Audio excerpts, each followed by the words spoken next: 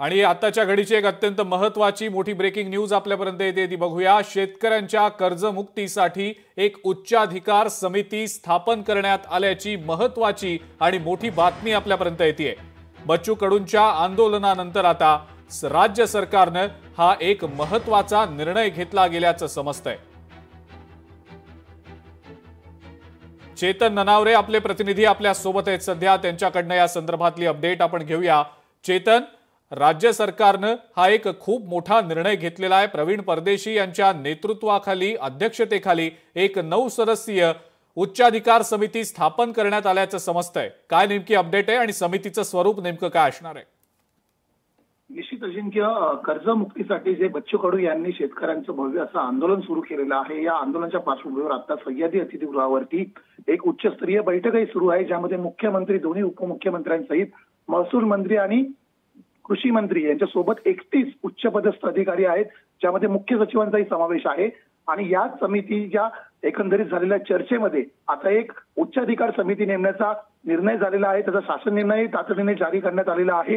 ही समिती आहे ती येत्या 6 महिन्यांमध्ये जे शेतकऱ्यांची थकीत कर्ज आहे त्यांची कर्जातून कशा प्रकारे सुटका करता येईल यासाठी कायमस्वरूपी तोडगा काढणारा एक अहवाल सादर करेल आणि अल्पकालीन आणि दीर्घकालीन उपाययोजना या अहवालामध्ये शिफारसींच्या माध्यमातून सुचवल्या जातील।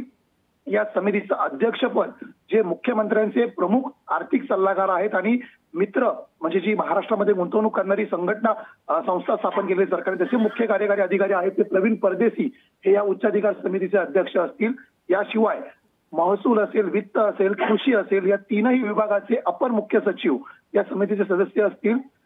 जी विशेष करून बँकांवरती देखरेख करणारी महाराष्ट्र राज्य सहकारी बँक आहे त्यांच्या अध्यक्षाला यामध्ये घेण्यात आलेलं आहे।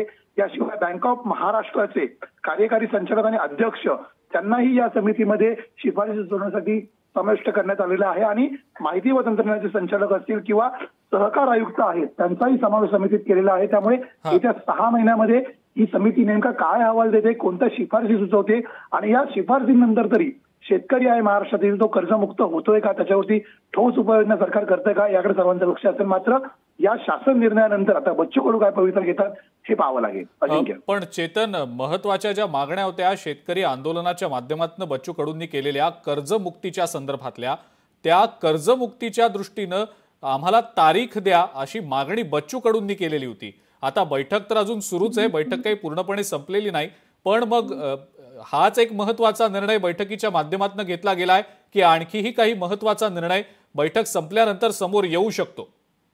निश्चितच अजिंक्य, कारण याआधीही बँकांकडून जे वसुलीच्या नोटिसेस बजावण्यात येत होते त्यांना स्थगिती देण्याचे आदेश आहेत ते मुख्यमंत्र्यांनी केलेले होते। त्यामुळे सरसकट कर्जमुक्ती करता येणार नाही असंही कुठेतरी सातत्याने महसूल मंत्री चंद्रशेखर बावनकुळे असेल किंवा मुख्यमंत्र्यांनी स्पष्ट केलेलं होतं।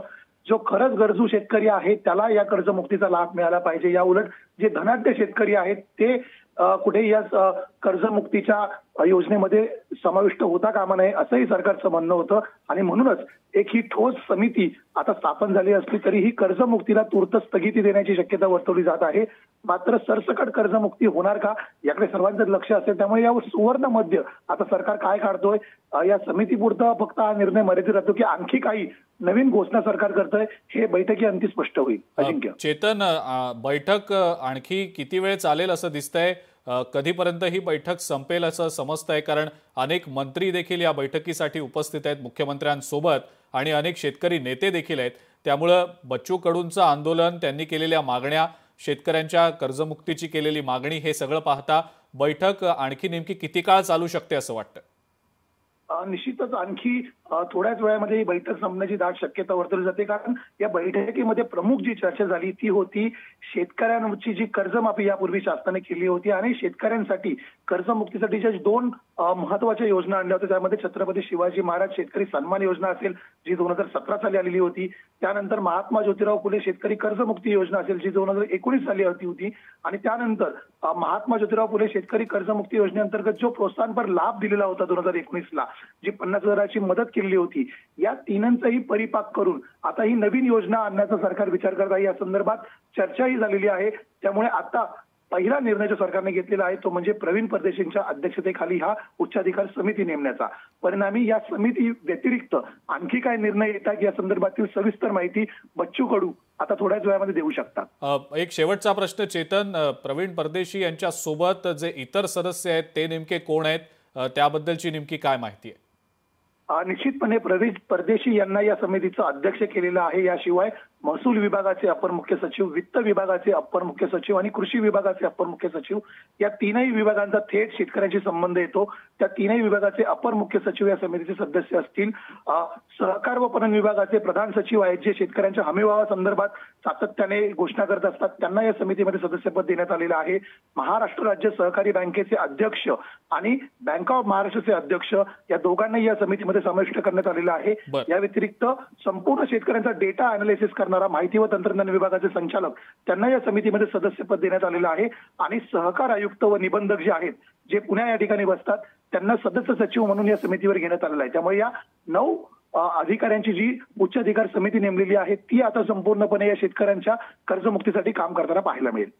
ठीक आहे चेतन, धन्यवाद। सविस्तर माहिती आपण दिलीत त्याबद्दल। अत्यंत महत्त्वाची ही बातमी आहे आणि या बातमीच्या अनुषंगाने काय नेमकी पुढची पावलं टाकली जातात हे पाहणं अत्यंत महत्त्वाचं ठरणार आहे। एकीकडे सह्याद्री अतिथीगृहावर सरकारमधले महत्त्वाचे मंत्री, मुख्यमंत्र्यांसोबत उपमुख्यमंत्री आणि इतर महत्त्वाचे मंत्री आणि सोबतच शेतकरी नेते यांची बैठक अजूनही सुरूच आहे।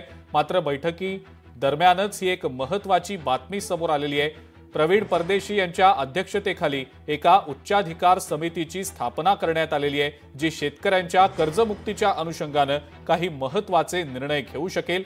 या समितीला 6 महिन्यांच्या आत आपला अहवाल कदाचित द्यावा लागणार आहे असं देखील समजतंय। आपण याच संदर्भातल्या अपडेट्स सातत्याने जाणून घेतच राहणार आहोत। ही समिती नेमकी काय आपण आपल्या स्क्रीनवर पाहतो आहोत सध्या। प्रवीण परदेशी जे मुख्यमंत्र्यांचे प्रमुख आर्थिक सल्लागार आहेत आणि मित्र या विभागाचे मुख्य कार्यकारी अधिकारी आहेत, ते या समितीच्या अध्यक्षपदी असतील। महसूल विभागाचे अप्पर मुख्य सचिव, वित्त विभागाचे अप्पर मुख्य सचिव, कृषी विभागाचे अप्पर मुख्य सचिव, सहकार आणि पणन विभागाचे प्रधान सचिव हे या समितीचे सदस्य असतील। सोबतच महाराष्ट्र राज्य सहकारी बँक मर्यादित मुंबई याचे अध्यक्ष देखील या समितीचे सदस्य असणार आहेत। सोबतच बँक ऑफ महाराष्ट्र यांनी बँक ऑफ महाराष्ट्रच्या अध्यक्ष आणि कार्यकारी संचालकांनी नियुक्त केलेला एक प्रतिनिधी देखील याचा सदस्य असेल। सोबतच माहिती आणि तंत्रज्ञान विभागाचे संचालक देखील याचे सदस्य असणार आहेत आणि पुण्याच्या सहकारी संस्थेचे सहकार आयुक्त आणि निर्देशक देखील याचे सदस्य सचिव असतील।